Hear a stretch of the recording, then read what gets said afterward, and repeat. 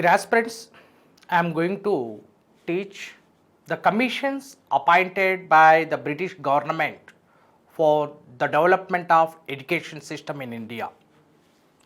భారతదేశంలో ఈ విద్యా వ్యవస్థ ఎలా అభివృద్ధి చెందింది, ఈ విద్యా వ్యవస్థ అభివృద్ధి చెందడానికి బ్రిటిష్ వారు తీసుకొచ్చిన కమిషన్స్ ఏంటి, ఆ కమిషన్స్ అందించిన సిఫార్సులు, ఆ సిఫార్సుల యొక్క అమలు తీరు, వీటి గురించి మనం ప్రస్తుత క్లాస్లో చర్చించుకోబోతున్నాం. సో వుడ్స్ డిస్పాచ్ గురించి మనం గతంలో చూసాం. వుడ్స్ డిస్పాచ్ ఏ విధంగా ప్రాథమిక విద్య, లౌకిక విద్య, శాస్త్రీయ విద్య, వృత్తి విద్య, శాస్త్ర సాంకేతిక విద్య, మహిళా విద్య ఇలాంటి పలు అంశాలకు ప్రాధాన్యతనిచ్చింది. మొట్టమొదటిసారిగా చట్టబద్ధంగా బాలికల విద్య లేదా మహిళా విద్యకు ప్రాధాన్యతనిచ్చిన అంశం, ప్రాధాన్యతనిచ్చిన డిస్పాచ్ వుడ్స్ డిస్పాచ్గా చెప్పుకోవచ్చు. ఇది 1854లో డల్హౌసీ కాలంలో భారతదేశానికి వచ్చింది. దీని ఆధారంగానే యూనివర్సిటీలు అనేటివి స్థాపించబడ్డాయి. దీన్నే మాగ్నా కార్టా ఆఫ్ ఇండియన్ ఎడ్యుకేషన్ సిస్టమ్ అని పిలుస్తారు. రైట్, ఆర్ ఇంటలెక్చువల్ చార్టర్ అని కూడా దీన్ని పిలుస్తాం. మధ్యతరగతి మేధావుల యొక్క చార్టర్గా ఈ వుడ్స్ డిస్పాచ్ని పేర్కొనడం జరిగింది. ఇక పోతే రెండవ కమిషన్, భారతదేశంలో విద్యాభివృద్ధికి కమిషన్ పరంగా ఏర్పాటు చేసిన మొట్టమొదటి కమిషన్ హంటర్ కమిషన్. రిప్పన్ కాలంలో రిప్పన్ చాలా ఉదారవాది.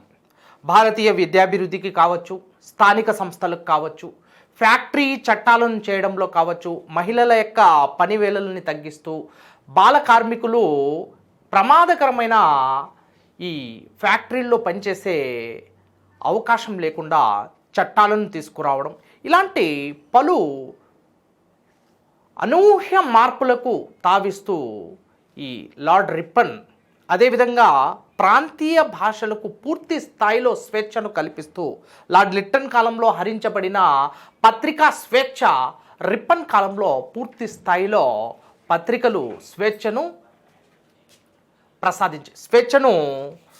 పూర్తి స్థాయిలో అనుభవించడం జరిగింది. ఆ క్రమంలో Indian press enjoyed the complete freedom during the period of lord Ripon. Not only that, equality before the law and Indian judges empowered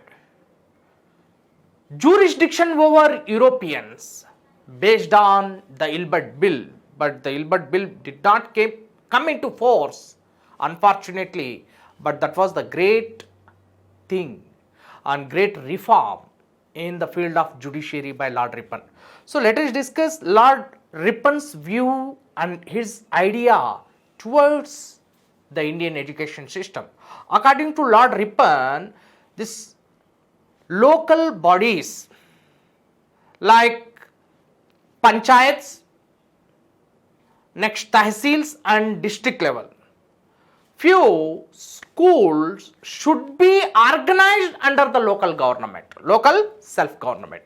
Like today we can see few panchayat schools, MPP schools, ZPHS schools like Mandal Praja Parishad and Jilla Praja Parishad, Jilla Parishad High School, ZPHS, like this.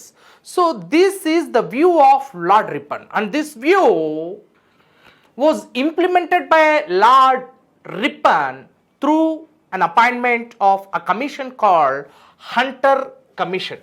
Hunter Commission no నియమించి 1882లో విద్యా వ్యవస్థలో సమూలమైన మార్పుల్ని తీసుకురావడం జరుగుతుంది lord Ripon. మరి ఈ Hunter commission సూచించిన అంశాలేంటి? W W Hunter అంటుంటాం. మరి ఇతడు సూచించిన అంశాలేంటి? To study the development in education, విద్యా వ్యవస్థలో ఎటువంటి మార్పులు తీసుకొస్తే ఆ విద్యా వ్యవస్థ అనేది పూర్తి ప్రక్షాళనకు లోనై, పూర్తి స్థాయి ప్రక్షాళనకు లోనే విద్యా వ్యవస్థ బాగుపడుతుంది అనేది చాలా క్లుప్తంగా వివరించడం జరిగింది ఈ కమిషన్. ముఖ్యంగా ప్రాథమిక విద్య, ప్రైమరీ ఎడ్యుకేషన్, ప్రాథమిక విద్య. ఈ ప్రాథమిక విద్య అనేది స్థానిక సంస్థల పరిధిలో పనిచేయాలి. స్థానిక సంస్థల యొక్క ఆధ్వర్యంలో పనిచేయాల్సి ఉంటుంది. సి హియర్, రిప్పన్ తీసుకొచ్చిన హంటర్ కమిషన్ యొక్క సిఫార్సుల్లో ముఖ్యంగా ప్రాథమిక విద్య అనేది కేవలం అది స్థానిక సంస్థల ఆధ్వర్యంలో కొనసాగుతుంది. స్థానిక సంస్థలు, లోకల్ బాడీస్ కొన్ని ఉంటాయి, గవర్నమెంట్ని, లోకల్ సెల్ఫ్ గవర్నమెంట్ స్థానిక పరిపాలన నిర్వహించే ఆ సంస్థల యొక్క పర్యవేక్షణలోనే ప్రాథమిక విద్య కొనసాగాలి. రైట్. అయితే రెండవది, ఉన్నత విద్య ప్రైవేటీకరణకు గురి కావచ్చు. ఉన్నత విద్యను ప్రైవేటీకరించవచ్చు. ఇప్పటి వరకు మనకి 1854లో వుడ్స్ డిస్పాచ్ ప్రబోధం మేరకు grant in aids to the private institutions or corporations for the development of education in India. Private సంస్థలకి విద్యారంగంలో పెట్టుబడులను పెట్టడానికి ప్రోత్సాహకాలు అందించండి, ఆ దిశగా సంస్కరణలు చేపట్టండి అంటూ వుడ్స్ డిస్పాచ్ తెలియచేయడం జరిగింది. సో ప్రైవేట్ విద్యా సంస్థలకు ప్రోత్సహిస్తే అవి విద్యా వ్యవస్థలో పెను మార్పులు తీసుకొస్తాయి, సంచలనాన్ని సృష్టిస్తాయి అనేది వుడ్స్ డిస్పాచ్ యొక్క ప్రధాన నివేదిక. ఈ అంశాన్ని మనం యాడ్ చేసుకోవచ్చు. అయితే రిప్పన్ తీసుకొచ్చిన ఈ హంటర్ కమిషన్ యొక్క ప్రధాన అంశం ఏంటంటే ప్రాథమిక విద్య మాత్రం ఎప్పటికీ ప్రైవేటీకరణకు గురి కాకూడదు. ప్రాథమిక విద్య అనేది స్వేచ్ఛగా స్థానిక సంస్థల పరిధిలోనే కొనసాగాలి. ఆ స్థానిక సంస్థలు పంచాయత్, మండల్ ప్రజా పరిషత్ కావచ్చు, జిల్లా ప్రజా పరిషత్, ఈ విధంగా స్థానిక సంస్థల పరిధిలో అవి కొనసాగిస్తే వాటి యొక్క అమలు తీరు చాలా అందంగా సాగుతుంది అనేది ఇతడి యొక్క ఆకాంక్ష.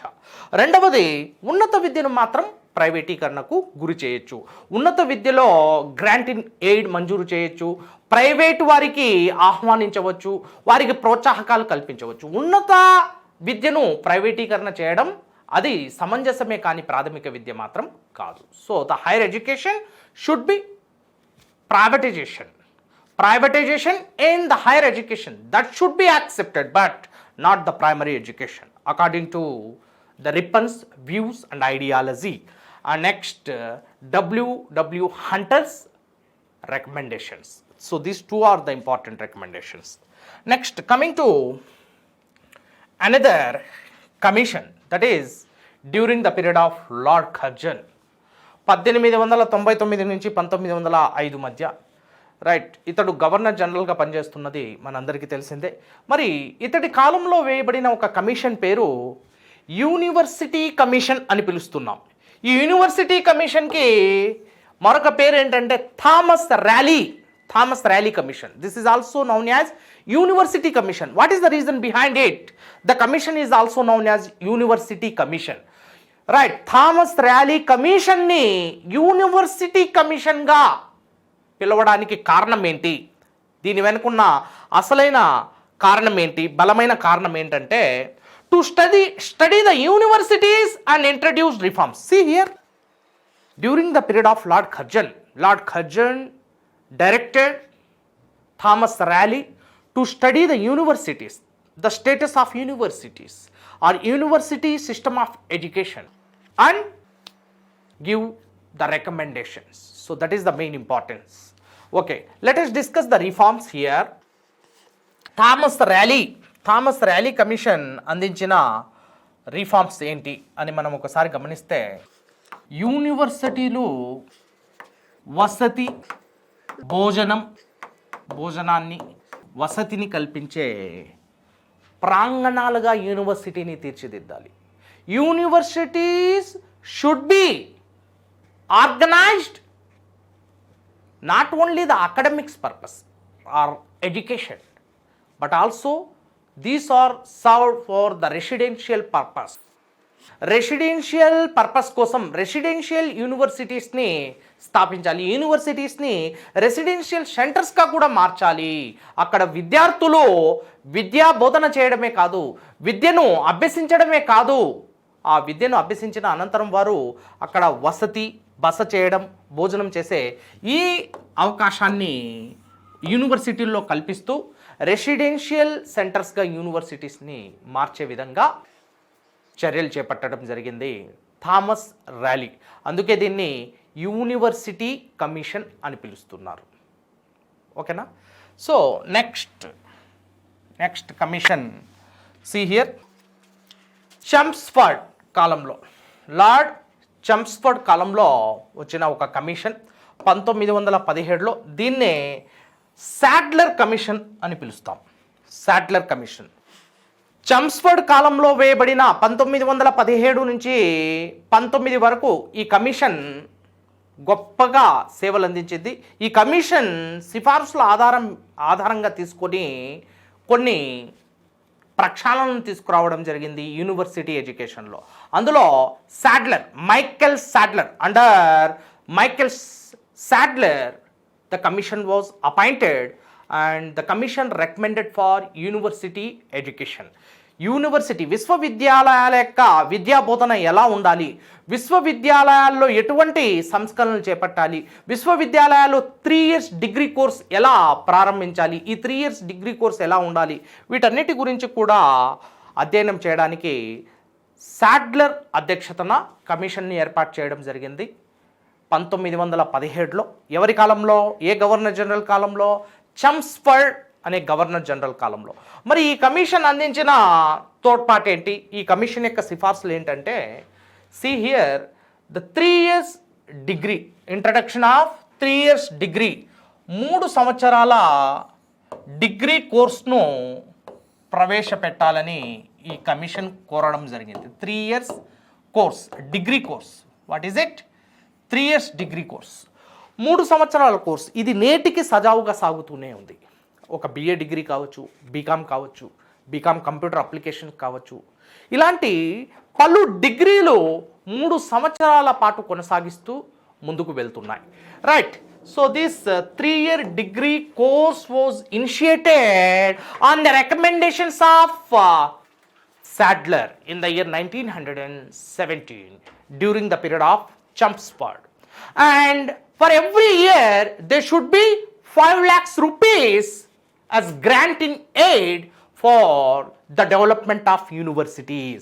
ప్రతి ఏటా 5 లక్షల రూపాయలు గ్రాంట్ ఇన్ ఎయిడ్గా యూనివర్సిటీల అభివృద్ధి కోసం ఉపయోగించాలి. ఆ విధంగా 3 years డిగ్రీ కోర్స్ని మరియు విశ్వవిద్యాలయాల యొక్క అభివృద్ధి కోసం ప్రతి ఏటా 5 లక్షల రూపాయలు కేటాయించడం కావచ్చు. మరి అదే రకంగా విశ్వవిద్యాలయాలకు గాను ఒక ప్రత్యేక కమిటీలను ఏర్పాటు చేసి వాటి అభివృద్ధికి ప్రణాళికల్ని రచించడం. సో ఇవన్నీ ఈ 1917లో వచ్చిన సాడ్లర్ కమిటీ అందించిన ప్రధాన అంశాలుగా చెప్పుకోవచ్చు. Next Hartog committee. ఈ హార్తోగ్ కమిటీ అనేది 1929లో ఆనాటి గవర్నర్ జనరల్ ఇర్విన్ కాలంలో దీన్ని ప్రవేశపెట్టడం జరిగింది. లార్డ్ ఇర్విన్ కాలంలో హార్తోగ్ కమిటీని ప్రవేశపెట్టడం జరిగింది. అంతకంటే ముందు లార్డ్ రీడింగ్ కాలంలో ఇండియన్ డిస్బాండ్మెంట్ కమిటీ అనేది ప్రధానంగా ఇది discuss central committee of education అంటే విద్యా వ్యవస్థకు గాను ఒక కేంద్ర స్థాయిలో ఒక సెంట్రల్ కమిటీని ఏర్పాటు చేయాలి అంటూ ఈ డిస్బాండ్మెంట్ కమిటీ అనేది సూచించడం జరిగింది. దీన్ని ఇచ్క్యాప్ అనే అతడు అధ్యక్ష బాధ్యతలు స్వీకరించాడు. ఇక 1929 హార్తోగ్ కమిటీ అనేది లార్డ్ ఇర్విన్ కాలంలో తీసుకురావడం జరిగింది. హార్తోగ్ కమిటీ ఉన్నత విద్యా వ్యవస్థలో ప్రవేశాలను నియంత్రించేందుకు గాను ఉన్నత విద్యా వ్యవస్థలో ప్రవేశాలను నియంత్రించడానికి కొన్ని చట్టబద్ధమైన చర్యలను తీసుకోవడం జరిగింది, కట్టుదిట్టమైన చర్యలను తీసుకోవడం జరిగింది. ఆ క్రమంలో విద్యపై ఎవరికైతే ఉత్సాహం లేదో, విద్య వైపు ఎవరైతే మొగ్గు చూపడం లేదో అటువంటి వారిని విద్య నుండి నిష్క్రమింపజేసి వారిని ముఖ్యంగా వృత్తి విద్య వైపుకి, నైపుణ్యం, శిక్షణ రైట్. అదేవిధంగా మంచి వృత్తిపరమైన జ్ఞానాన్ని అందించి వారికి త్వరితగతిన శీఘ్రగతిన వారి తమ యొక్క జీవితంలో త్వరగా రాణించే విధంగా వారిని అవకాశం కల్పించడం జరిగింది. నిర్బంధ ఉచిత విద్యను తిరస్కరించడం జరిగింది హార్తోగ్ కమిటీ. అదేవిధంగా విశ్వవిద్యాలయాల్లో ఉన్నత విద్యలో ప్రవేశించే వారందరి యొక్క ప్రవేశాలను నియంత్రించడం జరిగింది. మరీ ముఖ్యంగా ప్రతిభ ఉన్న వారికి పూర్తి స్థాయిలో ప్రోత్సాహకాలు అందించి స్కాలర్షిప్ని అందించడం జరిగింది హార్తోగ్ కమిటీ. ఆ క్రమంలో వీటి అన్నిటికీ దృష్టిలో ఉంచుకుని ఇది సిఫార్సులు చేయడం జరిగింది. ఆ సిఫార్సులు కూడా ఎక్కువ మొత్తంలో అమల్లోకి కూడా రావడం జరిగింది. నెక్స్ట్, లార్డ్ వేవెల్ కాలంలో 1944లో సర్జెంట్ ప్లాన్ చేయబడింది. 1944లో to rise the standard of education like Britain. So in India నేటికి మనం ఒక అంశాన్ని క్షుణ్ణంగా గమనించాలి. ఇక్కడ I'm giving a best example for you people. See, have you ever heard the name Gunnar Myrdal? Gunnar Myrdal, author of Asian Drama అనే గ్రంథాన్ని రచించిన Gunnar Myrdal, a great economist and a philosopher and a statesman.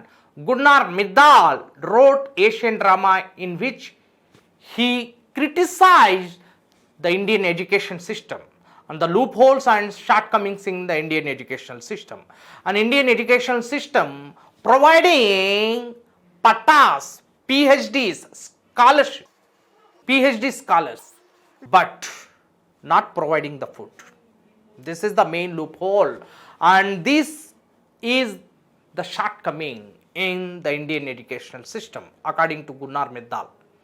భారతీయ విద్యా విధానం ఎటువంటి లోపభూయిష్టమైన విద్యా విధానంతో కూడుకొని ఉందంటే, భారతీయ విద్యా విధానంలో ఎన్నో విశ్వవిద్యాలయాలు విద్యార్థులకు పట్టాలు అందిస్తున్నాయి, పీజీలు పిహెచ్డీలు అందిస్తున్నాయి.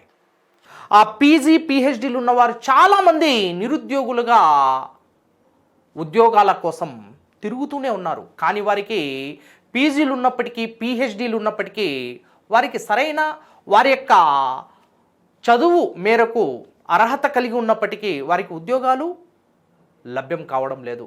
దీనిని బట్టి భారతీయ విశ్వవిద్యాలయాల్లో నాణ్యత ఏ మేరకు ఉంది, నాణ్యత ప్రమాణాలు లేని విద్యను భారతీయ విశ్వవిద్యాలయాలు అందిస్తున్నాయి.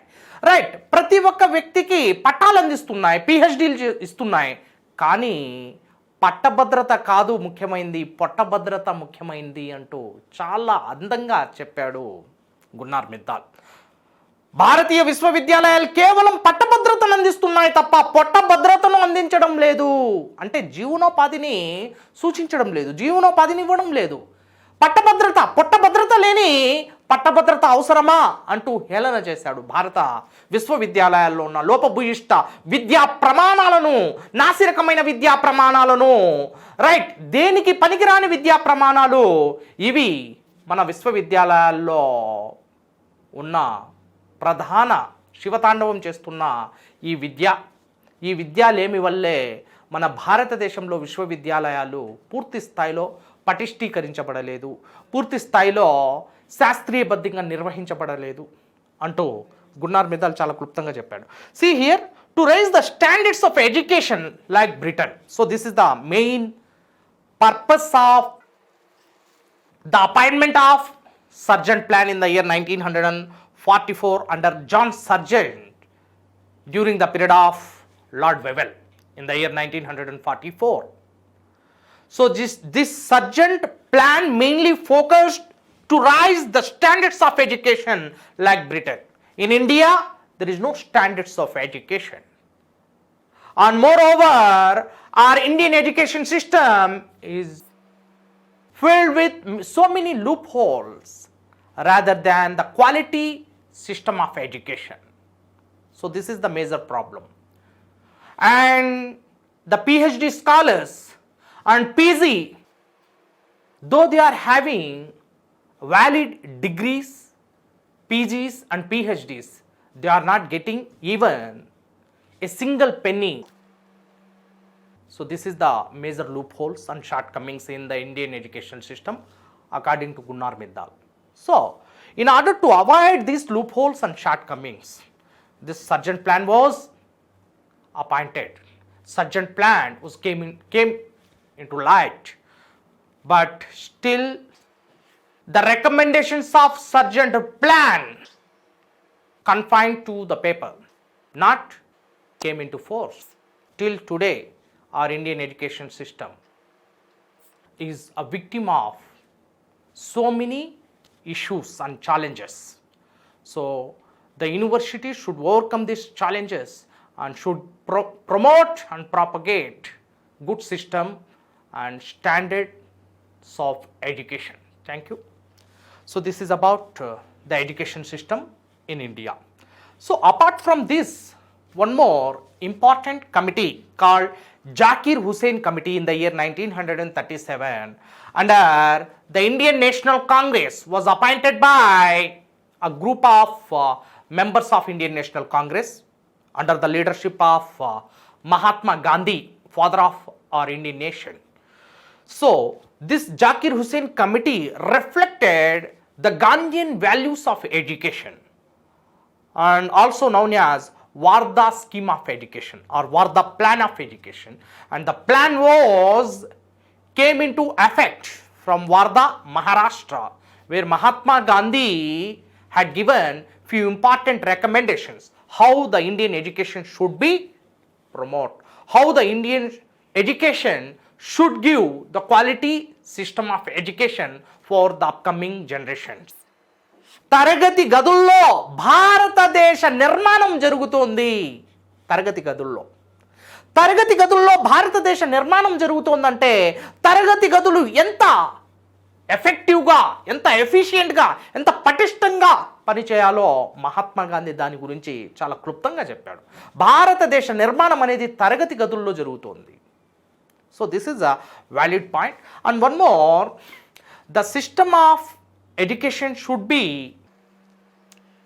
close to the people from the grassroots level. Grassroot లెవెల్లో క్షేత్ర స్థాయిలో ఎవరైతే ఉన్నారో వారి నుంచి శిఖర స్థాయి వరకు ప్రతి దశలో కూడా ఈ విద్యా వ్యవస్థ అనేది ప్రక్షాళనకు గురి కావాలి, విద్యాభివృద్ధి జరగాలి.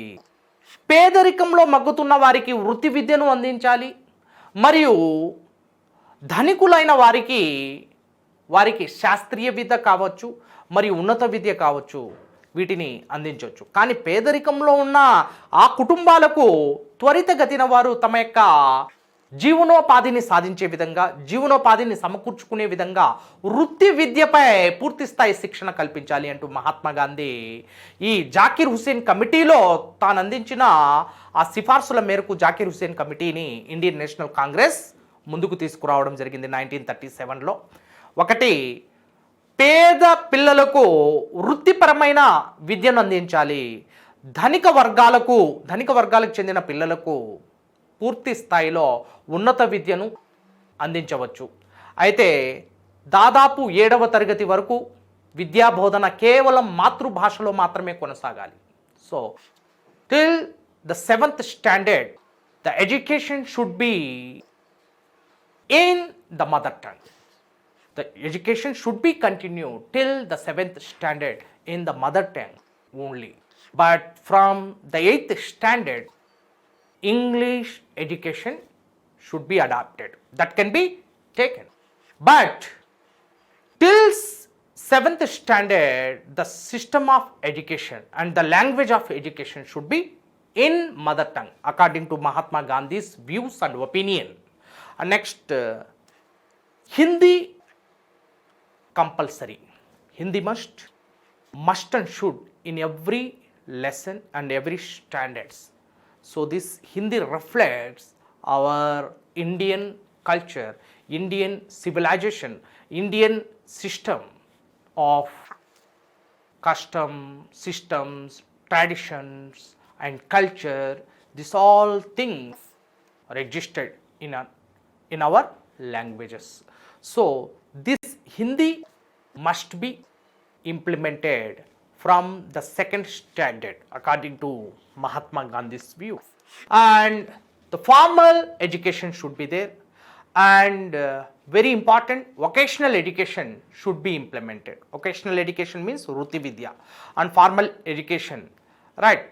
ఇలాంటి ఎడ్యుకేషన్స్ని ప్రారంభించాలంటూ మహాత్మా గాంధీ జాకీర్ హుసేన్ కమిటీ ద్వారా తన యొక్క భావాజాలాలను, తన యొక్క ఆలోచనలను అందించడం జరిగింది. ఆ క్రమంలోనే జాకీర్ హుసేన్ కమిటీ కూడా సిఫార్సులను అందించి వాటిని భవిష్యత్ కార్యాచరణ కోసం ఉపయోగించడం జరిగింది. Right. So the Gandhian values of education is also known as Wardha scheme of education. So this plan is implemented in Wardha, మహారాష్ట్రలోని వార్దా ప్రాంతంలో ఈ ప్రణాళిక రూపకల్పన జరిగింది కాబట్టి దీన్ని వార్దా ప్రణాళిక అని కూడా పిలుస్తాం.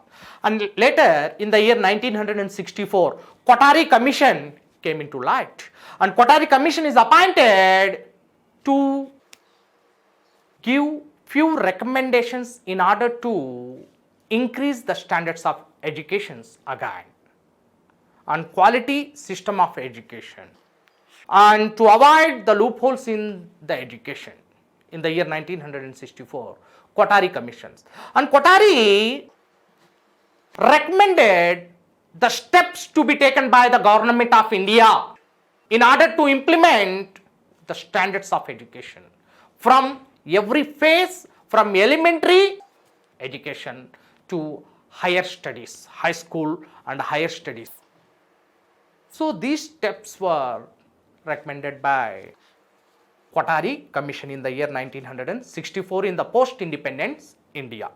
స్వాతంత్ర్యానంతర భారతదేశంలో కొటారి కమిషన్ అందించిన సిఫార్సులు కూడా చాలా చాలా కీలకమైనవి. సో అంతకంటే ముందు ప్రీ ప్రైమరీ ఎడ్యుకేషన్ సంబంధించి రైట్ ఈ సాడ్లర్ కమిషన్ 1944లో పూర్వ ప్రాథమిక విద్య 3 సంవత్సరాల్లో పూర్తి కావాలని తెలియజేస్తుంది. అంతేకాకుండా ఉపాధ్యాయులకు పూర్తి స్థాయిలో శిక్షణను కల్పించాలి, శిక్షణా శిబిరాలను ఏర్పాటు చేయాలి. ఆ రకంగా శిక్షణా శిబిరాలను ఏర్పాటు చేసి పటిష్టమైన శిక్షణను అందించాలి ఉపాధ్యాయులకు అంటూ సాడ్లర్ కమిషన్ 1944లో తెలియజేసిన ఆ అంశాన్ని, ఆ సిఫార్సును కొటారి కమిషన్ కూడా ఏకీభవించింది. దాన్ని కొటారి కమిషన్ మళ్ళీ ఒకసారి నొక్కి పలకడం జరిగింది. So the training centres are very important and the training centres should be organised efficiently and effectively for giving quality system of training for the teachers, because the Indian society and the India is constructing in the classes, in the classroom, and the constructive ideas for the society should be given in, should be reflected in the system of education.